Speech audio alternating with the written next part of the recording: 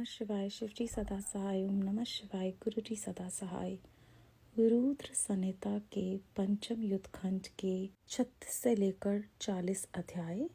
देवताओं और दानवों का युद्ध, शंखचूड़ के साथ वीरभद्र का संग्राम, पुनः उसके साथ भद्रकाली का भयंकर युद्ध करना और आकाशवाणी सुनकर निवृत्त होना। शिवजी का शंखचूड़ के साथ युद्ध और आकाशवाणी सुनकर युद्ध से निवृत्त हो विष्णु को प्रेरित करना। विष्णु द्वारा शंखचूड़ के कवच और तुलसी के शील का अपहरण, फिर रुद्र के हाथों त्रिशूल द्वारा शंखचूड़ का वध, शंख की उत्पत्ति का कथन।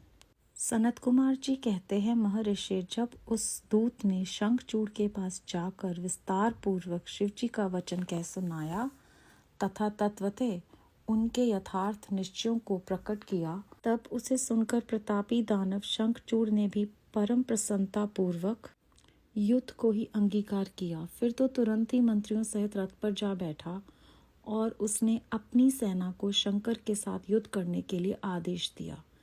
इधर अखिलेश्वर शिवजी ने भी तत्काल ही अपनी सेना को तथा देवों को आगे बढ़ने की आज्ञा दी और स्वयं भी लीलावश युद्ध के लिए सन्नद्ध हो गए। फिर तो शीघ्र ही युद्ध आरंभ हो गया। उस समय नाना प्रकार के रणवाद्य बजने लगे। वीरों के शब्द और कोलाहल चारों ओर गूंज उठे। मुने इस प्रकार देवताओं और दानवों का परस्पर युद्ध होने लगा। उस समय वे दोनों सेनाएं धर्म पूर्वक जूझने लगी। स्वयं महेंद्र वृषपर्वा के साथ लड़ने लगे और विपरीचित के साथ सूर्य का धर्मयुद्ध होने लगा। विष्णु दम के साथ भीषण संग्राम करने लगे। कालासुर से काल, गोकर्ण से अग्नि, कालकेय से कुबेर, मय से विश्वकर्मा, भयंकर से मृत्यु, संहार से यम, कालिकम्ब्य से वरुण, चंचल से वायु, घटप्रश से बुध, रक्ताक्ष से शनिचर, रत्नासर से जयंत, वर्चा गणों से वसुगण, दोनों दीप्तिमानों से दोनों अश्वनी कुमार, धूम्र से नल कुबेर, ध्रुमधर से धर्म, गणकाक्ष से मंगल, शोभाकर से वैश्वानर, पिपीट से मनमथ, गोकामुख, चूर्ण, खड़ग, ध्रुम, सहल, प्रतापी, विश्व और पलाश नामक असुरों से 12 आदित्य धर्म पूर्वक लोहा लेने लगे। इस प्रकार शिव की सहायता के लिए आए हुए अमरों का असुरों के साथ युद्ध होने लगा। 11 महारुद्र महान बल पराक्रम से संपन्न 11 भयंकर असुर वीरों से भिड़ गए। उग्र और चंड आदि के साथ महामणि, राहु के साथ चंद्रमा और शुक्राचार्य के साथ बृहस्पति धर्मयुद्ध करने लगे। इस प्रकार उस महायुद्ध में नंदीश्वर आदि सभी शिवगण श्रेष्ठ दानवों के साथ संग्राम करने लगे। विस्तार भय से उनका पृथक वर्णन नहीं किया गया। मुने, उस समय सारी सेनाएं निरंतर युद्ध में व्यस्त थी और शंभू कालस्तु के साथ वट वृक्ष के नीचे विराजमान थे। उधर शंखचूड़ भी रत्नाभरणों से विभूषित हो करोड़ों दानवों के साथ रमणीय रतन सिंहासन पर बैठा हुआ था। फिर देवताओं तथा असुरों में चिरकाल तक अत्यंत भयानक युद्ध होता रहा। तदनंतर शंखचूड़ भी आकर उस भीषण संग्राम में जुट गया। इसी बीच महाबली वीरभद्र समर भूमि में बलशाली शंखचूड़ से जा भिड़े। उस युद्ध में दानवराज जिन जिन अस्त्रों की वर्षा करता था उनको वीरभद्र खेल ही खेल में अपने बाणों से काट डालते थे। व्यास जी, इसी समय देवी भद्रकाली ने समर भूमि में जाकर बड़ा भयंकर सिंहनाद किया। उनके उस शब्दों को सुनकर सभी दानव मूर्छित हो गए।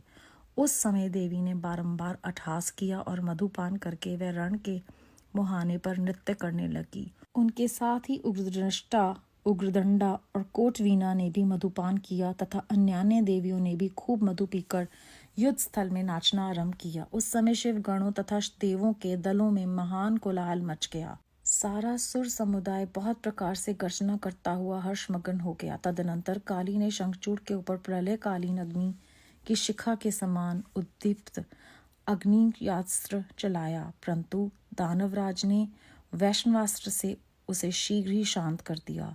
तब देवी भद्रकाली ने उस पर नारायण अस्त्र का प्रयोग किया। वह अस्त्र दानव शत्रु को देखकर बढ़ने लगा। तब प्रलय अग्नि की ज्वाला के समान उद्दीप्त हुए नारायण अस्त्र को देखकर शंखचूड़ दंड की भांति भूमि पर लेट गया और बारंबार प्रणाम करने लगा। तब उस दानव को नम्र हुआ देखकर वह अस्त्र निवृत्त हो गया। तत्पश्चात देवी ने उस पर मंत्र पूर्वक ब्रह्मास्त्र छोड़ा। उस अस्त्र को प्रज्वलित हुआ देखकर दानवराज ने भूमि पर खड़े होकर उसे प्रणाम किया और ब्रह्मास्त्र से ही उसका निवारण कर दिया। तदनंतर वह दानवराज कुपित हो उठा और वेग पूर्वक अपने धनुष को खींचकर देवी के ऊपर मंत्र पाठ करते हुए दिव्य अस्त्रों की वर्षा करने लगा। भद्रकाली समरभूमि में अपने विस्तृत मुख को फैलाकर उन अस्त्रों को निगल गई और अट्टहास पूर्वक गर्जना करने लगी, जिससे दानव भयभीत हो गए। तब शंखचूड़ ने काली के ऊपर 100 योजन लंबी शक्ति से वार किया, परंतु देवी ने अपने दिव्यास्त्र समूह से उसके 100 टुकड़े कर दिए। यूं उन दोनों में चिरकाल तक युद्ध होता रहा और सभी देवता तथा दानव दर्शक बनकर उसे देखते रहे। अंत में देवी ने महान कोपावेश से उस पर वेगपूर्वक मुष्टि प्रहार किया। उसकी चोट से वह दानवराज चक्कर काटने लगा और उसी क्षण मूर्छित हो गया। फिर क्षण भर में ही उसकी चेतना लौट आई और वह उठ खड़ा हुआ, परंतु उस प्रतापी ने मातृबुद्धि होने के कारण देवी के साथ बाहुयुद्ध नहीं किया। तब देवी ने उस दानव को पकड़कर उसे बारंबार घुमाया और बड़े क्रोध से वेग पूर्वक ऊपर को उछाल दिया। प्रतापी शंखचूड़ वेग से ऊपर को उछला और पृथ्वी पर गिरकर पुनः खड़ा हुआ। उस महायुद्ध में वह तनिक भी भ्रमांत नहीं हुआ, बल्कि उसका मन प्रसन्न था। तत्पश्चात वह भद्रकाली को प्रणाम करके बहुमूल्य रत्नों द्वारा निर्मित अपने परम मनोहर विमान पर जा बैठा। इधर कालिका भूख से विहल होकर दानवों का रक्तपान करने लगी। इसी अवसर पर वहां यूं आकाशवाणी हुई, ईश्वरी, अब भी रणभूमि में सिंहनाद करने वाले 1.5 लाख दानवेंद्र और बचे हैं। ये बड़े उद्यत हैं, अतः तुम इन्हें अपना आहार बना लो। परंतु देवी, संग्राम में दानवराज शंखचूड़ को मारने के लिए मत दौड़ाओ, क्योंकि वह तुम्हारे लिए अवध्य है, ऐसा निश्चय समझो। आकाशवाणी द्वारा कहे हुए वचन को सुनकर देवी भद्रकाली ने बहुत से दानवों का मांस भक्षण करके उनका रक्तपान किया और फिर वह शिव जी के निकट चली गईं। वहां उन्होंने पूर्वापर के कर्म से सारा युद्ध वृतांत कह सुनाया। व्यास जी ने पूछा, महाबुद्धिमान सनत कुमार जी, काली का वह कथन सुनकर महेश्वर ने उस समय क्या कहा और कौन सा कार्य किया, उसे आप वर्णन करने की कृपा करें, क्योंकि मेरे मन में उसे सुनने की प्रबल उत्कंठा जाग उठी है। सनत कुमार जी बोले, शंभु तो जीवों के कल्याणकर्ता परमेश्वर और बड़े लीला विहारी हैं। वे काली द्वारा कहे हुए वचन को सुनकर उन्हें आश्वासन देते हुए हंसने लगे। तदनंतर आकाशवाणी को सुनकर तत्व ज्ञान विशारद स्वयं शंकर अपने गणों के साथ समर भूमि की ओर चले। उस समय वे महावृषभ नंदीश्वर पर सवार थे और उन्हीं के समान प्रक्रमी वीरभद्र, भैरव और क्षेत्रपाल आदि उनके साथ थे। रणभूमि में पहुंचकर महेश्वर ने वीर रूप धारण किया। उस समय उन रुद्र की बड़ी शोभा हो रही थी और वे मूर्तिमान काल से दिख रहे थे। जब शंखचूड़ की दृष्टि शिवजी पर पड़ी, तब वह विमान से उतर पड़ा और परम भक्ति के साथ दंड के भांति पृथ्वी पर लौटकर उसने सिर के बल उन्हें प्रणाम किया। इस प्रकार नमस्कार करने के पश्चात वह तुरंत ही अपने विमान पर जा बैठा और कवच धारण करके उसने धनुष बाण उठाया। फिर तो दोनों ओर से बाणों की झड़ी लग गई। यूं व्यर्थ ही बाण वर्षा करने वाले शिव और शंखचूड़ का वह उग्र युद्ध सैकड़ों वर्षों तक चलता रहा। अंत में युद्ध स्थल में शंखचूड़ का वध करने के लिए महाबली महेश्वर ने सहसा अपना वह त्रिशूल उठाया, जिसका निवारण करना बड़े बड़े तेजस्वियों के लिए भी अशक्य है। तब तत्काल ही उसका निषेध करने के लिए यूं आकाशवाणी हुई, शंकर, मेरी प्रार्थना सुनिए और इस समय इस त्रिशूल को मत चलाइए। ईश, यदि भी आप क्षण मात्र में पूरे ब्रह्मांड का विनाश करने में सर्वथा समर्थ हैं, फिर भी इस अकेले दानव शंखचूड़ की तो बात ही क्या है। तथापि आप स्वामी के द्वारा देव मर्यादा का विनाश नहीं होना चाहिए। महादेव, आप उस देव मर्यादा को सुनिए और उसे सत्य एवं सफल बनाइए। वह देव मर्यादा यह है कि जब तक इस शंखचूड़ के हाथ में श्री हरि का परम उग्र कवच वर्तमान रहेगा और इसकी पतिव्रता पत्नी तुलसी का सत्यत्व अखंडित रहेगा, तब तक इस पर जरा और मृत्यु अपना प्रभाव नहीं डाल सकेंगे। अतः जगदीश्वर शंकर ब्रह्मा के इस वचन को सत्य कीजिए। तब सत्पुरुषों के आश्रय स्वरूप शिव जी ने उस आकाशवाणी को सुनकर तथास्तु कहकर उसे स्वीकार कर लिया और विष्णु को उस कार्य के लिए प्रेरित किया। फिर तो शिव जी की इच्छा से विष्णु वहां से चल पड़े। वे तो मायावियों में भी श्रेष्ठ मायावी ठहरे। अतः उन्होंने एक वृद्ध ब्राह्मण का वेश धारण किया और शंखचूड़ के निकट जाकर उसे यूं कहा।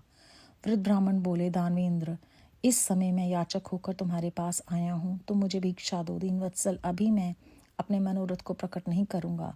जब तुम देना स्वीकार कर लोगे, तब पीछे मैं उसे बताऊंगा और तब तुम उसे पूर्ण करना। ब्राह्मण की बात सुनकर राजेंद्र शंखचूड़ का मुख और नेत्र प्रसन्नता से खिल उठे।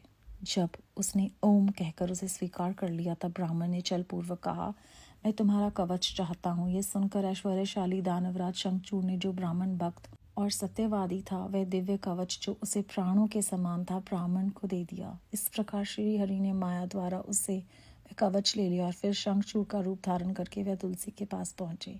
वहां जाकर सबके आत्मा एवं तुलसी के नित्य स्वामी श्री हरि ने शंखचूड़ रूप से उसके शील का हरण कर लिया। इसी समय विष्णु भगवान ने शंभु से अपनी सारी बात कह सुनाई। तब शिव जी ने शंखचूड़ के वध निमित्त अपना उद्दीप्त त्रिशूल हाथ में लिया। परमात्मा शंकर का वह विजय नामक त्रिशूल अपनी उत्कृष्ट प्रभा बिखेर रहा था। उसे सारी दिशाएं, पृथ्वी और आकाश प्रकाशित हो उठे थे। वह मध्यकालीन करोड़ों सूर्यों तथा प्रलयाग्नि की शिखा के समान चमकीला था। उसका निवारण करना असंभव था। वह दुर्धर्ष, कभी व्यर्थ न होने वाला शत्रुओं का संहारक था। वह तेजों का अत्यंत उग्र समूह, संपूर्ण शस्त्रास्त्रों का सहायक, भयंकर और सारे देवताओं तथा असुरों के लिए दुस्सह था। वह एक ही स्थान पर ऐसा दमक रहा था मानो लीला का आश्रय लेकर संपूर्ण ब्रह्मांड का संहार करने के लिए उदित हो। उसकी लंबाई 1000 धनुष और चौड़ाई 100 हाथ थी। उस जीव ब्राह्मण रूप शूल का किसी के द्वारा निर्माण नहीं हुआ था। उसका रूप नित्य था। आकाश में चक्कर काटता हुआ वह त्रिशूल शिवजी की आज्ञा से शंखचूड़ के ऊपर गिरा और उसने उसी क्षण उसे राख की ढेरी बना दिया। विप्र महेश्वर का वह शूल मन के समान वेगशाली था। वह शीघ्र ही अपना कार्य पूर्ण करके शंकर के पास आ पहुंचा और फिर आकाश मार्ग से चला गया। उस समय स्वर्ग में दुदुंदियां बजने लगी, गंधर्व और किन्नर गान करने लगे, देवों तथा मुनियों ने स्तुति करना आरंभ किया और अप्सराएं नृत्य करने लगी। शिव जी के ऊपर लगातार पुष्पों की वर्षा होने लगी और ब्रह्मा, विष्णु, इंद्र आदि देवता तथा मुनिगण उनकी प्रशंसा करने लगे। दानवराज शंखचूड़ भी शिव जी की कृपा से शाप मुक्त हो गया और उससे उसके पूर्व श्री कृष्ण पार्षद रूप की प्राप्ति हो गई। शंखचूड़ की हड्डियों से शंख जाति का प्रादुर्भाव हुआ। जिस शंख का जल शंकर के अतिरिक्त समस्त देवताओं के लिए प्रशस्त माना जाता है, महामुनि श्री हरि और लक्ष्मी को तथा उनके संबंधियों को भी शंख का जल विशेष रूप से अत्यंत प्रिय है, किंतु शिव के लिए नहीं। इस प्रकार शंखचूड़ को मारकर शंकर, उमा, स्कंद और गणों के साथ प्रसन्नता पूर्वक नंदीश्वर पर सवार हो शिवलोक को चले गए। भगवान विष्णु ने वैकुंठ के लिए प्रस्थान किया और देवगण पर मनन मग्न हो अपने अपने लोक को चले गए। उस समय जगत में चारों ओर परम शांति छा गई। सबको निर्विघ्न रूप से सुख मिलने लगा। आकाश निर्मल हो गया और सारी पृथ्वी पर उत्तम उत्तम मंगल कार्य होने लगे। मुनि, इस प्रकार मैंने तुमसे महेश के जिस चरित्र का वर्णन किया है वह आनंददायक, सर्वदुखारी, लक्ष्मीप्रद और संपूर्ण कामनाओं को पूर्ण करने वाला है। अध्याय 36 से 40 समाप्त। इस अध्याय में हमने जाना कि शंखचूड़ ने युद्ध करना अंगीकार किया और फिर जो यहाँ पर शब्दों का प्रयोग हुआ है कि भयंकर से मृत्यु, संहार से यम, रक्तास से शनैचर, धर्म से नल कुबेर, इस प्रकार यहाँ पर दो विपरीत गुणों में तुलना करके हमें ये समझाया गया है कि अच्छाई जो है वो बुराई पर हमेशा विजय पाती है। ये हमें सूक्ष्म रूप से समझाया गया है इस अध्याय के आरंभ में। उसके बाद भद्रकाली जो है वो शंखचूड़ को मारने का प्रयत्न करती हैं और शंखचूड़ का यहाँ पर जो चरित्र दर्शाया है कि वो महाप्रतापी मातृ बुद्धि होने के कारण माता से बाहु युद्ध नहीं करते हैं, लेकिन देवी जब उन्हें घुमाकर फेंकती हैं वो फिर भी खड़े हो जाते हैं। तब आकाशवाणी देवी को समझाती हैं कि आप शंखचूड़ को मारने का प्रयत्न मत करें, क्योंकि वो आपसे अवध्य है। आपके लिए 1.5 लाख दानवेंद्र बचे हैं, आप उनको अपना आहार बना लें। इसके पश्चात जब शिव जी अपना त्रिशूल चलाने के लिए उदित होते हैं, तब आकाशवाणी फिर से उन्हें रोकती है और कहती है कि आप देव मर्यादा को सुनिए। तो यहाँ पर एक देवता जो है, अगर वो किसी को प्रसाद के रूप में कुछ भी देते हैं तो भगवान के भी हाथ बंधे हुए हैं। यहाँ पर श्री हरि ने उन्हें कवच दिया है और उनकी पतिव्रता पत्नी जो हैं उनका सतीत्व इतना ज़्यादा प्रभावशाली है कि वो शंखचूड़ के लिए कवच बन गया। तो लीला से शिवजी महाराज विष्णु जी को उनके पास भेजते हैं। पहले वो एक ब्राह्मण का रूप धारण करके उनसे कवच ले लेते हैं, क्योंकि शंखचूड़ जो है वो ब्राह्मणों में भक्ति रखता था और सत्यवादी था। और दूसरी ओर वो जाकर तुलसी का शील हरण करते हैं। लौकिक नज़रिए से देखा जाए तो ये छल है, किंतु आगे चलकर हमें समझ में आता है कि उन्हें पुराने जन्म का जो शाप मिला हुआ है उसे मुक्त करने के लिए ये सब कुछ परमात्मा ने किया। तो इस अध्याय के अंत में हमें बताया गया है कि शंखचूड़ की हड्डियों से शंख जाति का प्रादुर्भाव हुआ। वह शंख जिसका जल सभी देवताओं को प्रिय है लेकिन शिवजी को नहीं प्रिय। ने इस जन्म में उन्होंने जो अच्छे कार्य किए और भक्ति की उसका शायद फल है जो परमात्मा ने दिया है कि वो शंख जाति के रूप में हमेशा के लिए अमर अजर हो गए हैं। इसके बाद सभी प्रसन्नता पूर्वक अपने अपने लोक को चले गए। शिवजी का ये चरित्र आनंददायक, सर्व दुखारी, लक्ष्मीप्रद और संपूर्ण कामनाओं को पूर्ण करने वाला है और हमें समझाता है कि जो हो रहा है वो हमारे पिछले जन्म के कर्मों का फल है। हमें हमेशा हुक्म में रहना चाहिए क्योंकि वो परमात्मा हैं। वो हमारे लिए जो भी करेंगे वो हमारी भलाई के लिए होगा। बेअंत बेंच शुक्राना गुरु जी महाराज। ओम नमः शिवाय। शिव जी सदा सहाय। ओम नमः शिवाय। गुरु जी सदा सहाय।